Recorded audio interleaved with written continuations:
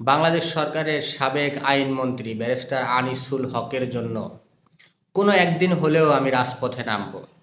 এই লোকটার সততা আমি দেখেছি।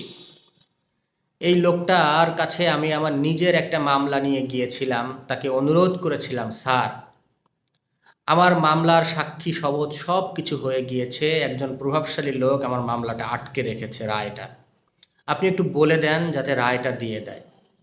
3 দিন যাওয়ার পরে তিনি আমাকে বিরক্তির সুরে বললেন, আপনার ব্যক্তিগত মামলার রায় নিয়ে আমি কথা বলার জন্য এই মন্ত্রণালয়ে বসি নাই। আমি রাষ্ট্রের কাজ নিয়ে বসেছি। রাষ্ট্রের সকল নাগরিক আমার কাছে সমান।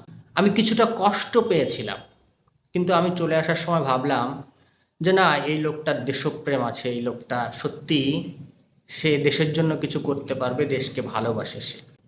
এই লোকটার কোনো সন্তান নেই। তার বিবাহ হওয়ার পরেই তার স্ত্রী মৃত্যুবরণ করেন। তারপরে আর তিনি দ্বিতীয় বিয়ে করেননি।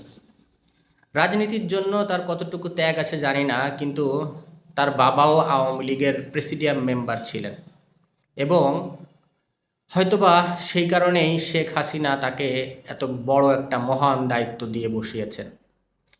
যাই হোক, আওয়ামী লীগের অন্য অন্য যে সমস্ত নেতা আছে সকলেরই সন্তান আছে, পরিবার পরিজন আছে।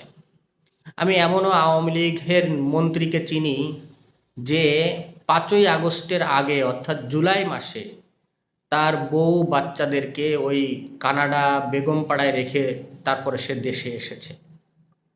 যে সে চায় যে তার সন্তান, তার বউ, তার পরিবার আত্মীয় স্বজন যেন নিরাপদে থাকে।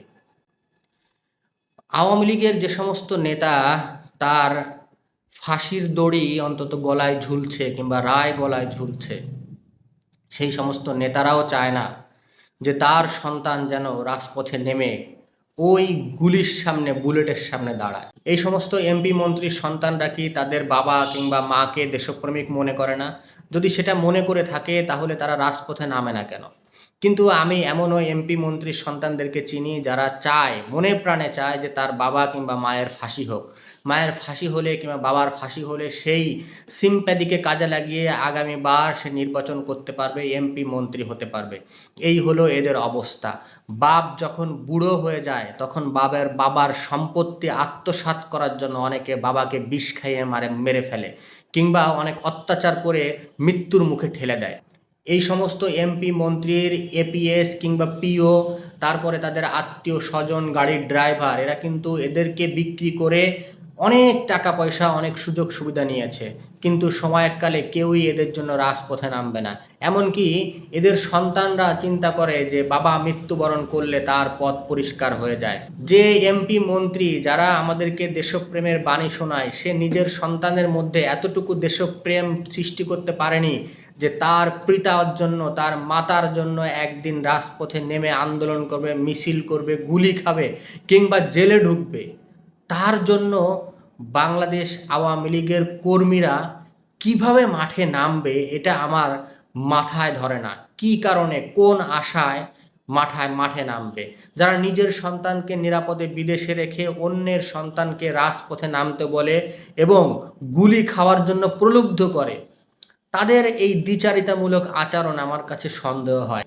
কিন্তু যাই হোক, সব কিছুর পরে আমি একটা লোককে খুবই শ্রদ্ধা করি, ভালোবাসি, এই আইনমন্ত্রী ব্যারিস্টার আনিসুল হক। তার জন্য আমি কোনো একদিন হলেও আমি রাজপথে নামব। কিন্তু যাদের সন্তান আছে, পরিবার পরিজন, আত্মীয় স্বজন আছে, তাদের জন্য নামব তখনই যখন তাদের আত্মীয় স্বজন, পরিবার পরিজন, সন্তানরা আগে রাজপথে নামবে, তারপরে তাদের পেছনে আমরা দাঁড়িয়ে অন্তত স্লোগান দিব। এটাই আমার চিন্তা, এটাই আমার ভাবনা।